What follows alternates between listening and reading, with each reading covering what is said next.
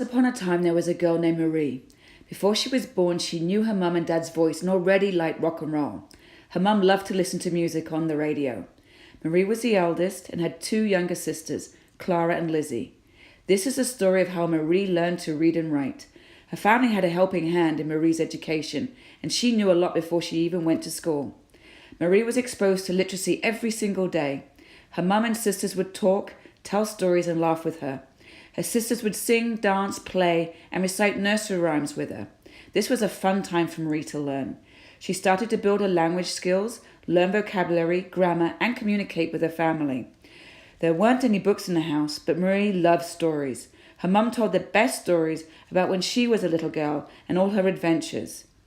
Marie's mum loved horses. She went to Oakland stables on the weekends and had many exciting escapades in all the gymkhanas. Marie would listen to these stories sitting at the kitchen table as her mum made Sunday lunch every week. Marie loved listening to the stories on Jackanory, which was a TV show where actors read stories.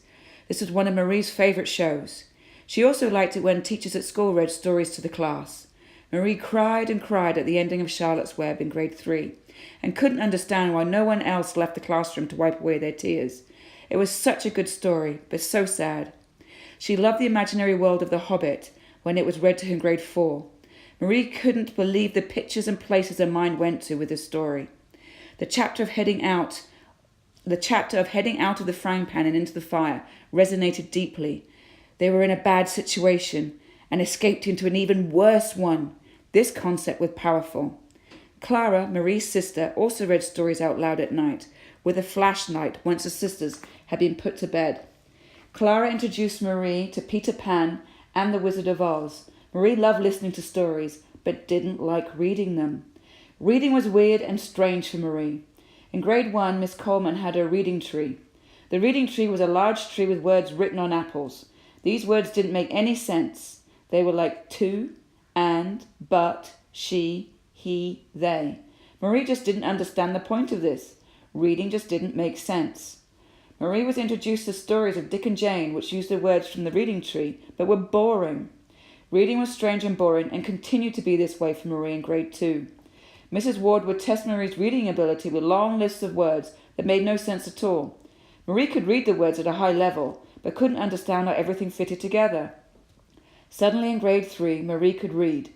Her aunt had given her a cookbook, and she liked to make jelly and popcorn. Reading had become useful, but never fun. It wasn't until grade 6 when Marie discovered reading could be exciting. She discovered the book The Dark is Rising by Susan Cooper. This imaginary world of good fighting evil was gripping. The Dark is Rising changed everything. Marie began loving reading. Reading sent her into an exciting imaginative world. Marie began to understand the power of words and stories and realized reading is learning, reading is escape, reading is empowering. As Marie started to realize the power of words, she understood that her writing too had power. Learning to write had been just as difficult as learning to read. Drawing, making up songs, games, and dancing was so much easier than writing. Writing was agony. Learning the alphabet song was one thing, but understanding the sounds each letter made was confusing. Phonics was a foreign language that puzzled Marie immensely. She couldn't make head or tail of it. When Marie did start writing, her writing was just as boring as Dick and Jane. She wrote about things she wasn't interested in and things she didn't like. There was always red pen and corrections on her stories, but Marie didn't care. The teacher's comments were full of spelling and grammar corrections. It seemed that no matter what Marie wrote, it was never good enough. The corrections were easy to ignore, and the agony of writing continued. It wasn't until Marie was in grade 8 did she realize she had a voice. Her writing was part of her, and she could express herself in any way she wanted. Her writing gave her freedom of self-expression. Learning to read and write was a difficult journey for Marie. She went through confusion, doubt, and frustration, but she always loved hearing stories. It took her a long time to realize that she too could read and write stories that could affect others' lives.